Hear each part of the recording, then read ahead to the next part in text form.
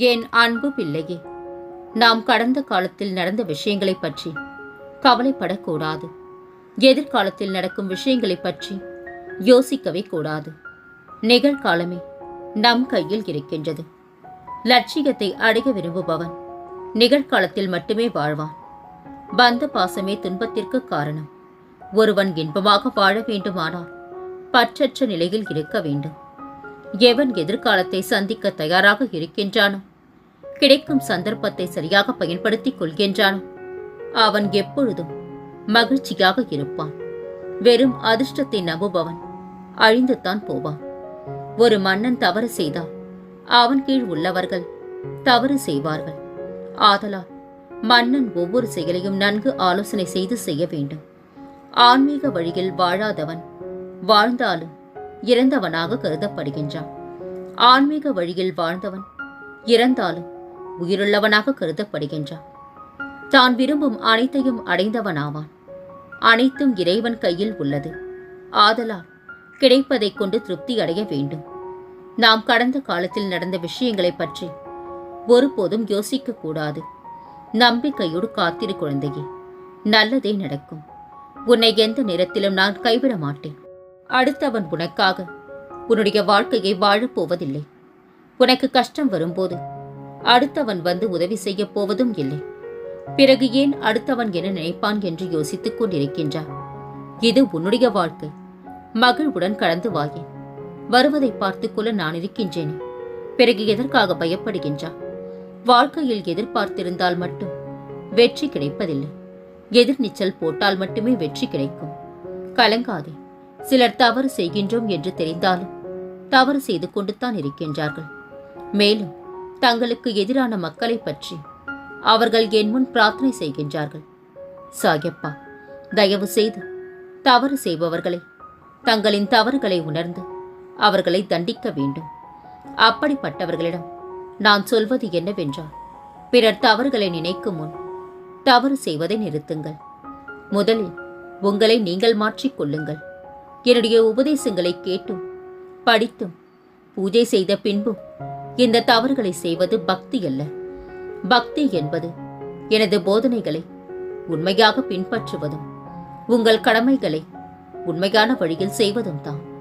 அனைவரிடமும் அன்பான அணுகுமுறையை கடைபிடிப்பது ஆகும். பொறுமையாக இரு.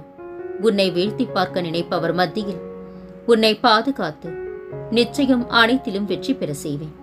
அனைத்தும் நடக்கத்தான் போகின்றது. அனைத்தும் நடக்கும்போது நடக்கும். அவசரப்படாதே. காயும் கனிந்து சுவை தருவதற்கு தகுந்த காலம் வேண்டும் குழந்தையே.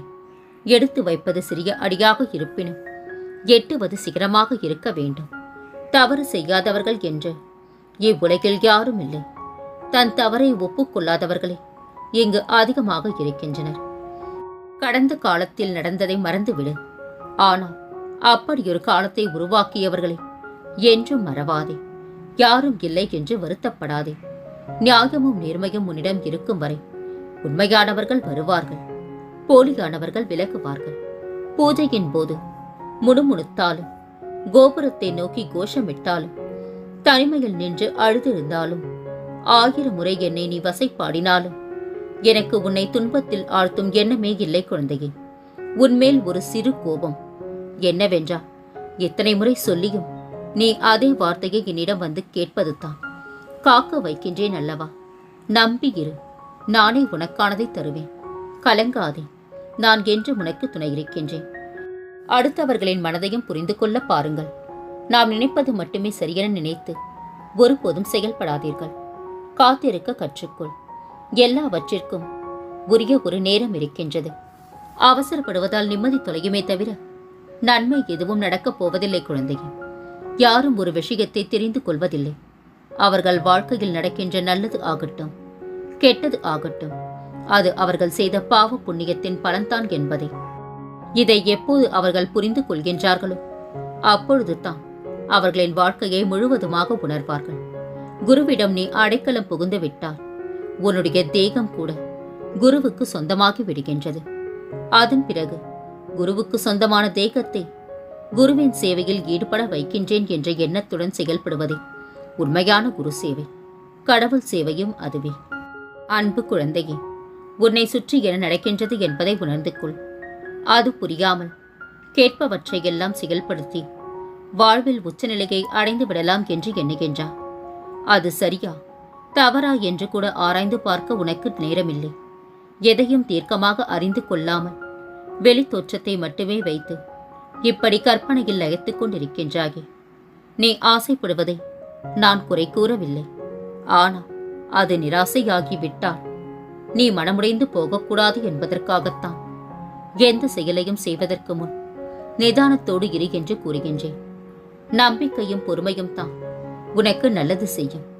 காலதாமதமாகினும் அது நிச்சயம் நடக்கும். நீ எல்லா செல்வங்களையும் பெற்று சீரும் சிறப்புமாய் மகிழ்ச்சியான வாழ்க்கையை வாழ்வாய். உனக்கு எல்லா சூழ்நிலைகளிலும் நான் துணையிருப்பேன். கடைசி நிமிடத்தில் கூட ஏதாவது ஒரு அதிசயம் நடக்கலாம். அதனால் தன்னம்பிக்கையை மட்டும் இழந்து விடாதே. வலிமையும் நம்பிக்கையும் உனக்கு நான் உன் சாயப்பா தருவேன். கலங்காதே. இரக்க குணம் உடையோர் மனிதர்களிடம் தோற்று போகலாம். ஆனால் இறைவனிடம் நிச்சயமாக ஏற்றம் பெறுவார்கள். முயற்சி மனிதனுடையது தான் என்றாலும் தீர்ப்பு இறைவனுடையதாகவே அமைகின்றது. கலங்காதே தங்கமே. என்றும் நான் உனக்கு துணையிருப்பேன். ஒருபோதும் உன்னை கைவிட மாட்டேன். உன்னிடத்தில் எதுவும் இல்லை என்று வருந்தாதே. உன்னிடத்தில் நான் இருக்கின்றேன்.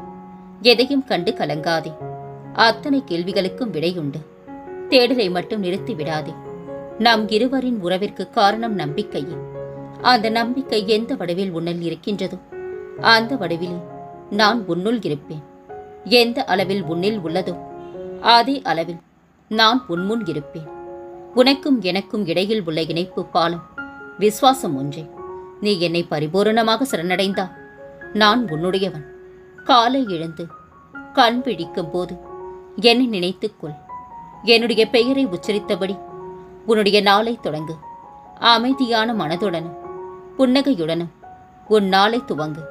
நான் உனக்கு துணையிருப்பேன். உன்னால் நம்ப முடியாத பெரிய முடிவு என்னிடம் உள்ளது. நீ வேண்டியது நடக்கப் போகின்றது. உனக்கு நல்ல காலம் பிறந்து விட்டது குழந்தையே. இனி எல்லாமே வெற்றித்தான். உன் துயரங்களை நினைத்து கவலைப்படாமல் இரு. நீ தோற்றுவிட்டதாக நீயே முடிவு செய்யாதே. நீ அனைத்திலும் வெற்றி பெறும் நாள் வெகு தூரத்தில் இல்லை. உன்னால் முடியும். கோயிலுக்கு வர முடியவில்லையே, என்னை தரிசிக்க முடியவில்லையே என வருந்தாதே. என் தங்கமே, என்னை நீ மனதால் நினைத்தால் போதும். உன் மனம் கருவறையாகி அதில் நானே காட்சியளிப்பேன். என் செல்லமே, நீ என்றும் என் அருளும் ஆசியும் பெற்ற குழந்தை. நானே கதியென்று வாழ்கின்றான். பின் ஏன் இந்த அழுகை, மனக்குழப்பம்? உனக்கு வாழ்வில் சில ஏமாற்றங்களை தருகின்றேன் என்றால் அதில் உனக்கு நன்மை உள்ளது என்பதை முதலில் நன்கு உணர்ந்து கொள். அமைதிக்குள் நிலையான நிம்மதியை பெறப்போகின்றார். வாழ்க்கையில் நல்ல விஷயங்கள் நடக்கும் போது கூட அதில் இருக்கின்ற குறைகளை மட்டுமே பார்த்து பழகிவிட்டீர்கள். அதனால்தான் கஷ்டங்கள் வரும்போது அந்த கஷ்டத்திலும் உங்களுக்கு நான் செய்த நன்மையை புரிந்து கொள்ளாமல் இருக்கின்றீர்கள். உங்கள் நலன் விரும்பி நானே என்று நம்புங்கள்.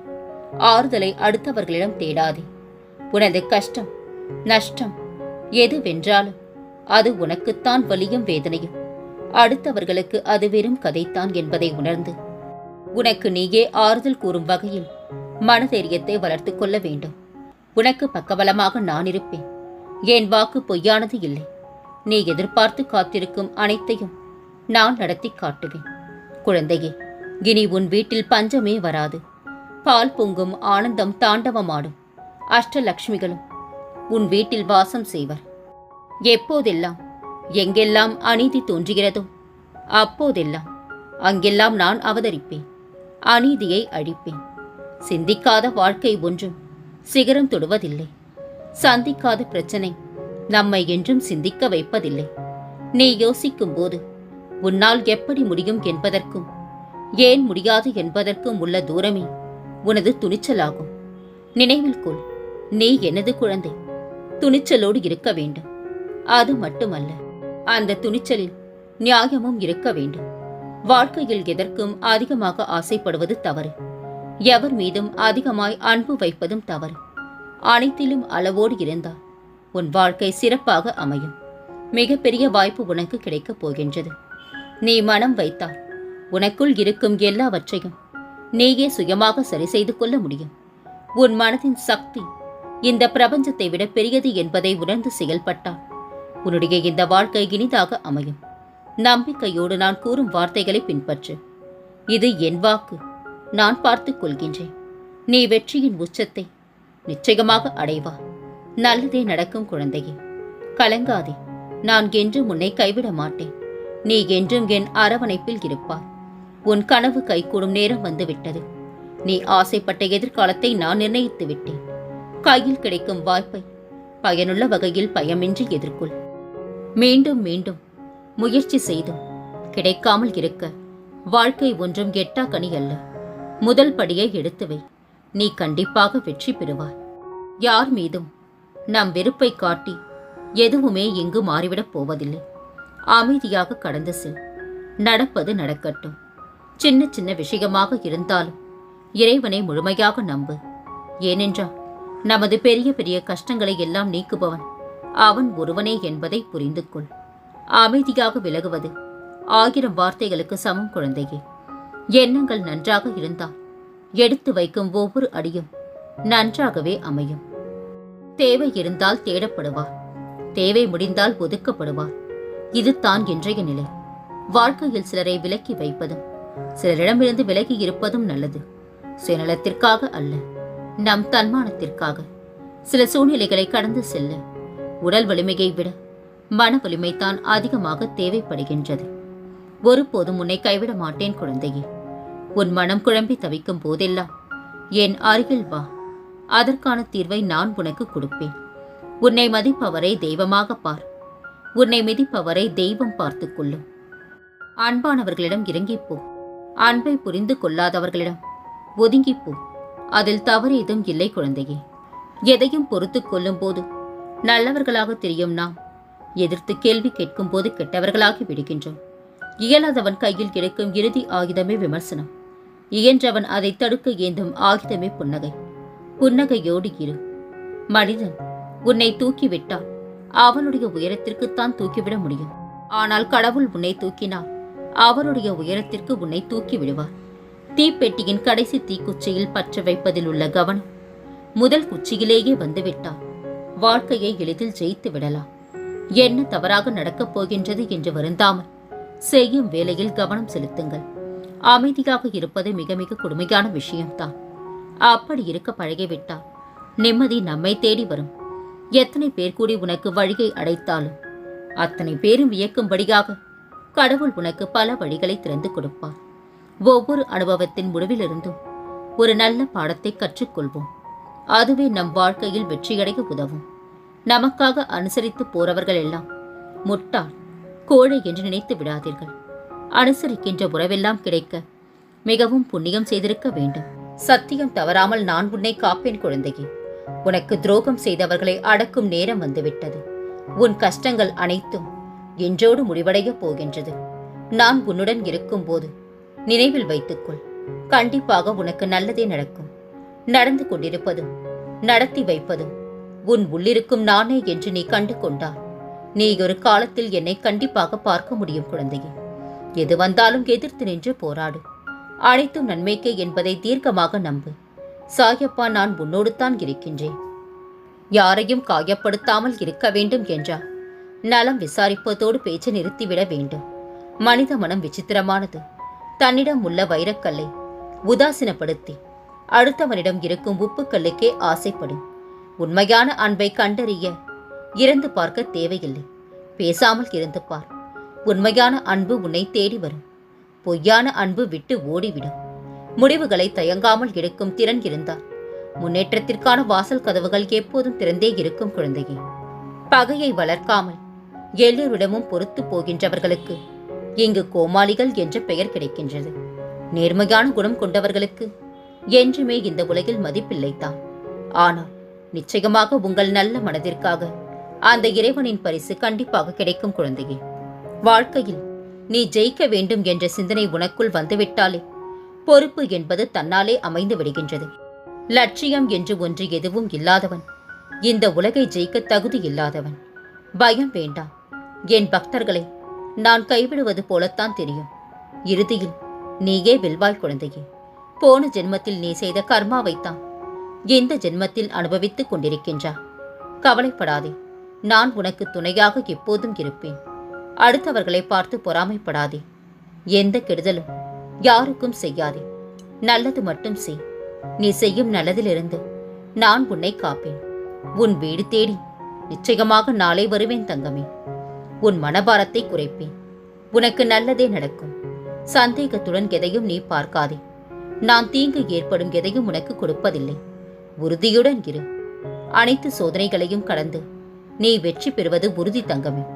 அம்மாவின் திட்டல் எல்லாம் குடும்பத்தில் சரியாக வாழ, அப்பாவின் திட்டல் எல்லாம் சமூகத்தில் சரியாக வாழ உன் அம்மா, அப்பா, தெய்வம், குரு என எல்லாம் நான் உன் சாயப்பா என்று தானே சொல்வாய். பிறகு எப்படி உனக்கானதை நான் தர மறுப்பேன்? எல்லாம் தக்க சமயத்தில் உன்னை வந்து சேரும் தங்கமே. கவலை கொள்ளாதே. எல்லாம் நல்லதே நடக்கும். பொறுமையோடு இரு. உன் பிரார்த்தனைகள் என்றும் வீணாகாது. வேண்டுதல்கள் நிச்சயமாக நிறைவேறும். விதியோ பிறர் செய்த சதியோ நானே கதி என வந்துவிட்டாய். கண்டிப்பாக நான் உனக்கு துணை இருப்பேன். அழவைக்கும் கவலைகள் 1000 இருந்தாலும், எந்த நிலை வந்தாலும் என்னை வணங்க மறப்பதில்லை நீ. எப்படி நான் உன்னை கைவிடுவேன்? என் வைரமே, வாழ்க்கையில் சலிப்பும் வெறுப்பும் கொள்ளாதே. மனம் புண்ணாகி போனதே என வருந்தாதே. இதோ என் மென்மையான கரங்களால் உன்னை வருடிக்கொண்டு உன் பக்கத்தில் தான் நான் உனக்காக இருக்கின்றேன். மிக விரைவில் உன்னை பொன்னாக்கும் நாள் வந்து கொண்டிருக்கின்றது தங்கமே. என் செல்லமே, உன்னை அவமதிப்பவரை கண்டு ஒருபோதும் விரக்தி அடையாமல் இரு. நீ அவர்களே அதிர்ச்சி அடையும் அளவிற்கு அசாதாரண சக்தியுடன் வளர்ந்து அவர்கள் முன் வந்து நிற்பாய். நடப்பதும் நடக்கவிருப்பதும் அனைத்தும் எனக்கு நன்றாக தெரியும். அனைத்தும் உன் நன்மைக்கே என்பதை புரிந்து கொண்டு அமைதியாக வேடிக்கை மட்டும் பார். உன் கலக்கத்தை நான் அறிவேன் தங்கமே. கவலை கொள்ளாதே. அம்மா என்று அழைக்க அழகான குழந்தையை நான் உனக்கு அளிக்கின்றேன். சாயி என்று என்னை அன்போடு கூப்பிட்டாள். ஒரு தாயின் அன்போடு உன்னை தேடி நான் வருவேன் குழந்தையே. இனி உன் வாழ்வில் அனைத்தும் நல்லதே நடக்கும். நான் இருக்க பயம் ஏன்? கவலை கொள்ளாதே. மகிழ்ச்சியோடு இரு. உன்னோடும் உன் குடும்பத்தோடும் உன் சாயப்பாவாகிய நான் என்றும் துணையாக இருப்பேன். என்றென்று முன்னினைவில் உன் சாயப்பா.